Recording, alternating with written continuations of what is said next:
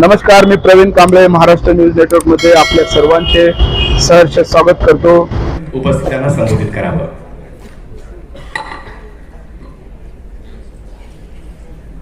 वृक्ष हो भले खड़े, हो बड़े हो घने, एक पत्र छाहमय, मांग मत अग्निपथ अग्निपथ अग्निपथ.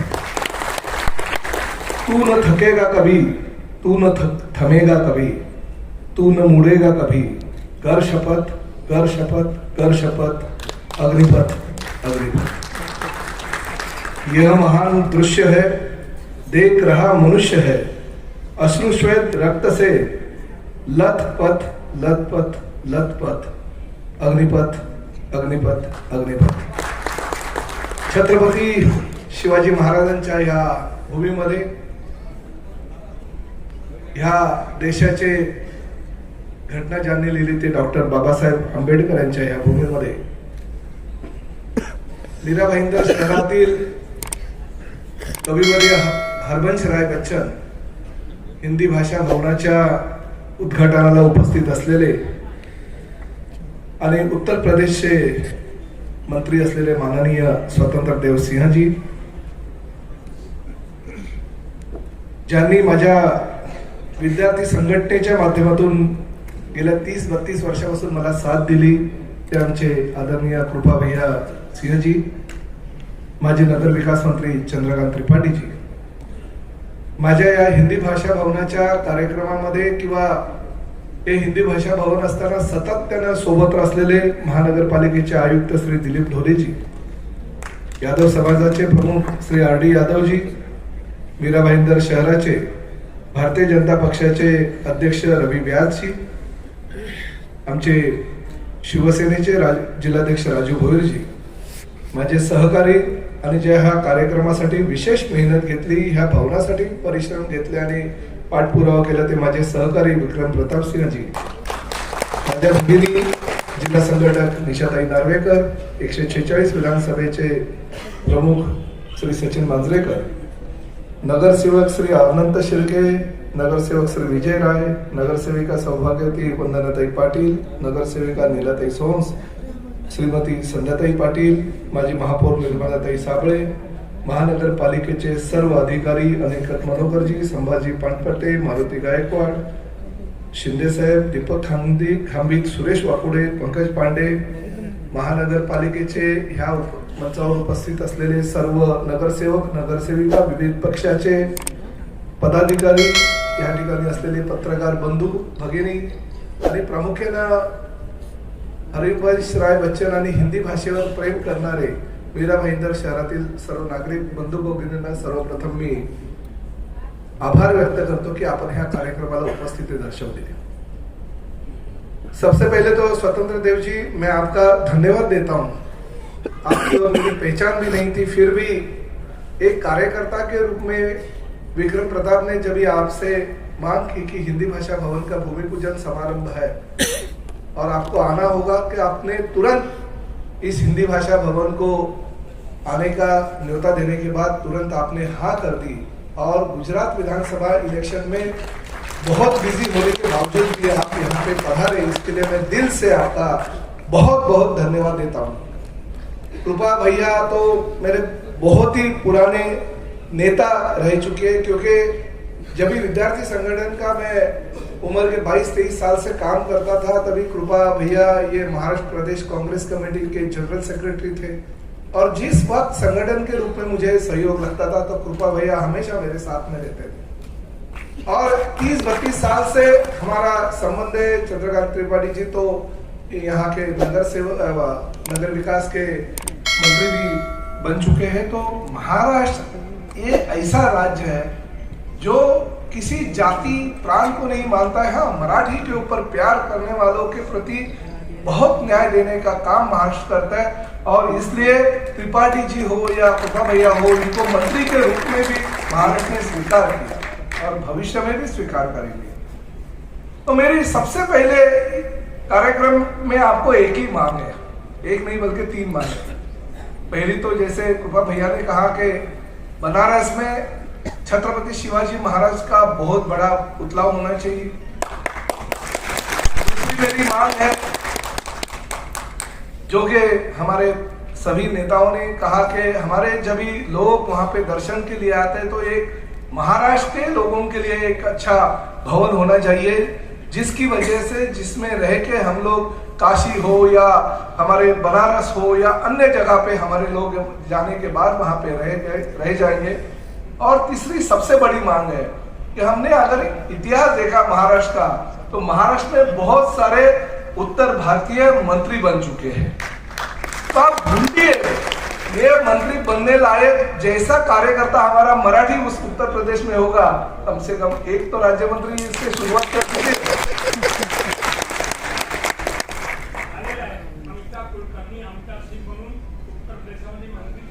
ओके, तो अभी और शुरुआत करो, आपके भी मंत्रिमंडल ले लो।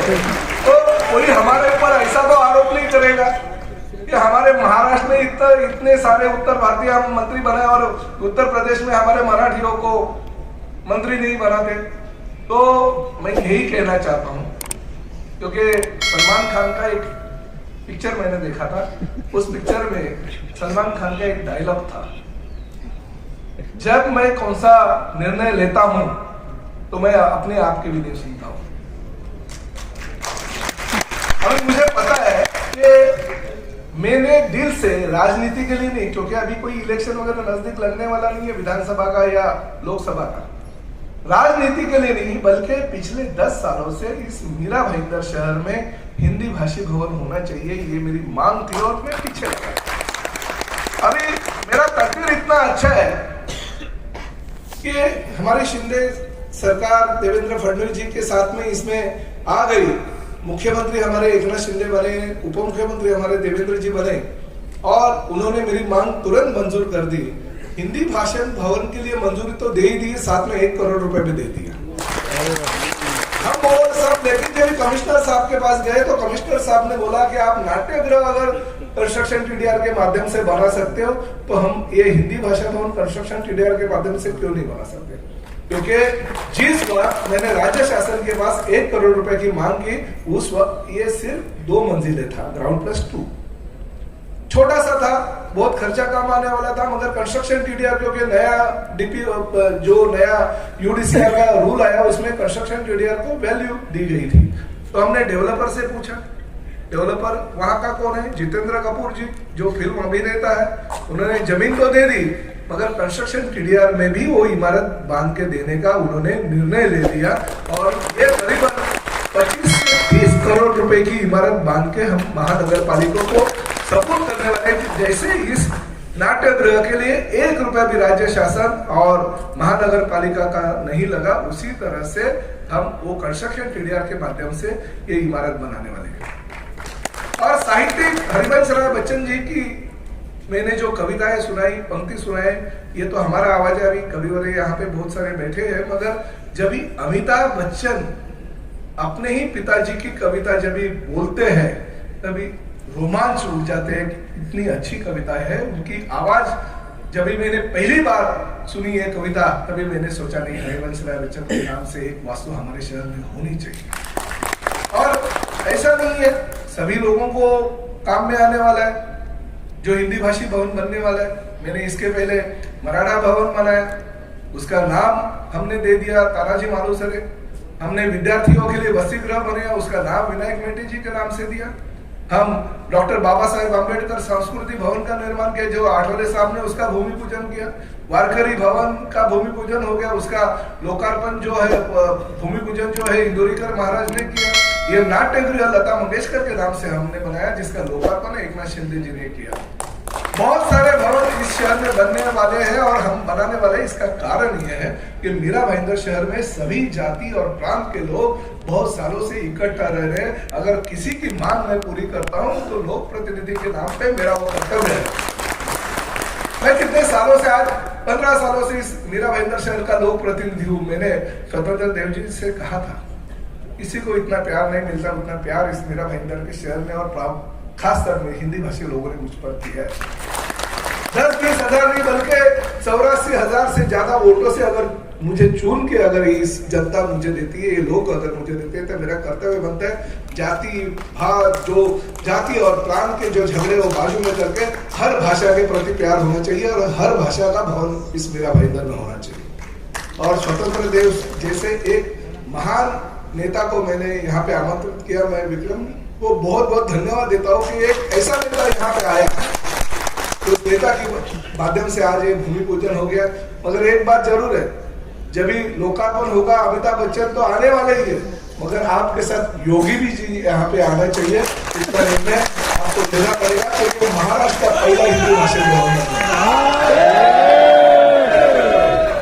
देखिए जय घोष हो गया तो आपको तो अभी जिम्मेदारी बनी जाती है। और इनकी और मेरी थोड़ी कुंडली भी थोड़ी मिलती है। उनका विजन 1964 में बन गया, 2 महीना बड़े आप मेरे से।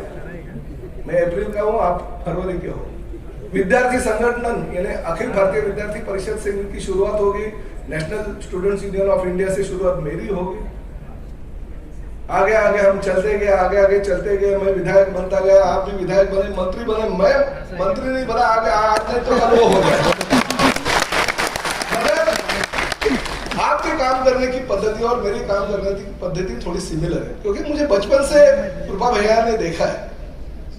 जैसे कल भी कामाख्या देवी के दर्शन के लिए मैं गया, मगर फटाफट मैंने मुख्यमंत्री जी से कहा कि किसी भी हालत में मुझे कल मेरे हिंदी भाषण भवन के कार्यक्रम में पहुंचना है।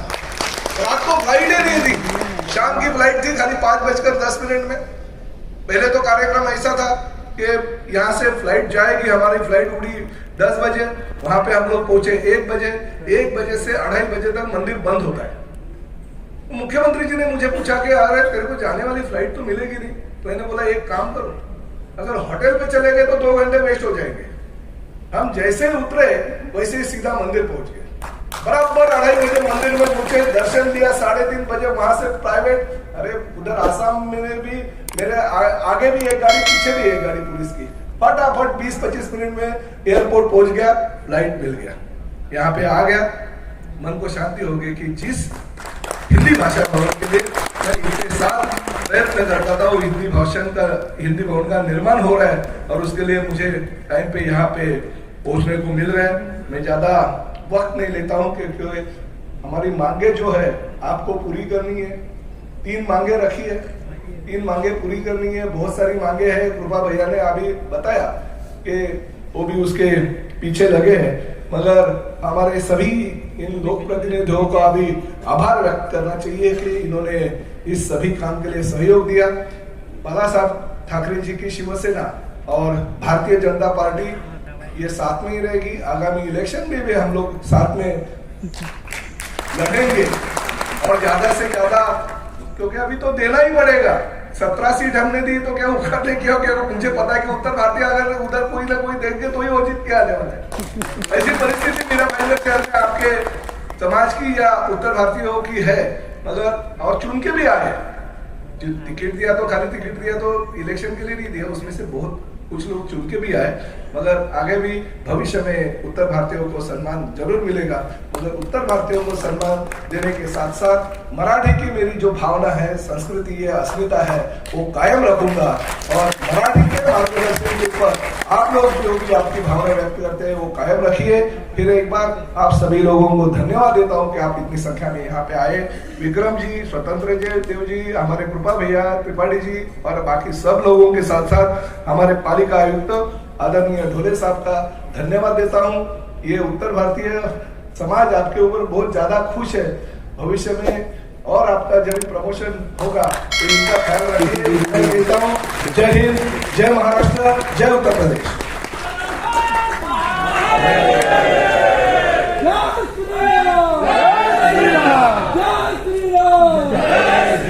आज खूप आनंद होतोय हे सगळे वाचून।